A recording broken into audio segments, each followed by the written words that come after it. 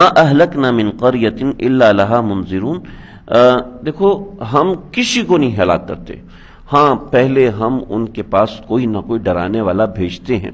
پہلے ہم ان کے پاس کوئی سمجھانے والا ضرور بھیجتے ہیں، اس کے بعد ہم ان کو ہلاک کرتے ہیں۔ اس سے پہلے ہمارا یہ طرہ اور طریقہ کار نہیں ہے کہ ہم کسی کو ہلاک کریں۔ یہ ہمارا ذکرہ، یہ نصیحت ہوتی ہے، لوگوں کو نصیحت ہوتی، ہاں زبردستی کسی پر نہیں ہوتی کہ اللہ جیسے بنی اسرائیل کو پہاڑ کھڑا کر دیا کہ ہاں کلمہ پڑھتے ہو نہیں پڑھتے، اطعنا کہتے ہو یا نہیں کہتے، انہوں نے کہا اطعنا، دل میں عصینا، نہیں ہم ایسا نہیں کرتے، بلکہ ہمارا طریقہ کار یہ کہ ہم ڈرانے والا بھیجتے ہیں، ذکرہ وما کننا ظالمین، لیکن ہم ظلم نہیں کرتے کسی پر، سختی نہیں کرتے کسی پر۔ چنانچہ ایک بزرگ، ایک مولانا صاحب نے کسی دیہاتی کو بڑی سخت انداز میں نصیحت کی، تو وہ کہنے لگا کہ مولوی صاحب آپ حضرت موسیٰ سے بڑے نہیں اور میں فرعون سے زیادہ برا نہیں ہوں۔ کہ کیا مطلب ہے تمہارا؟ کہ جب حضرت موسیٰ علیہ السلام جا رہے تھے فرعون کے پاس تو اللہ رب العزت نے فرمایا تھا کہ فَقُولَا لَهُ قَوْلًا لَيِّنًا لَعَلَّهُ يَتَذَكَّرُ أَوْ يَخْشَىٰ، اس کو نرم بات کرنا، لہٰذا ضروری ہے کہ نصیحت کی جائے تو نرم بات میں کی جائے۔ عام طور پر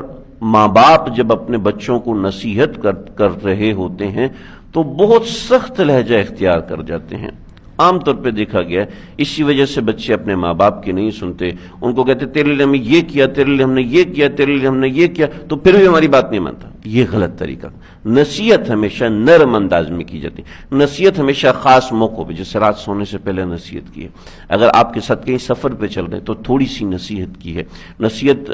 صبح کے وقت میں کی جاتی ہے، پیار سے کی جاتی ہے، بار بار نصیحت نہیں کی جاتی۔ ایک خاتون کا فون آیا، میرے بچے میری بات نہیں مانتے، میرے بچے ایسے ہیں ویسے ہیں، اور بات کرتے کرتے میں نے کچھ اندازہ لگا، میں نے کہا آپ ان کی اماں ہیں یا تھانے دار ہیں؟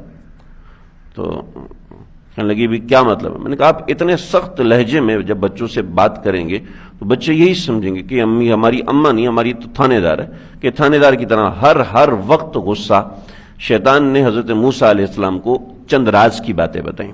ان میں ایک راز کی بات یہ بتائی کہ جب کوئی شخص غصہ کرتا ہے تو اس وقت وہ پورا کا پورا میرے کنٹرول میں آ جاتا ہے، اس کے خون کے اندر میں گھوم رہا ہوتا ہوں، زبان اس کی ہوتی ہے، باتیں میری ہوتی ہیں، وہ الفاظ اس کے ہوتے ہیں، الفاظ میرے ہوتے ہیں، کہہ وہ رہا ہوتا ہے۔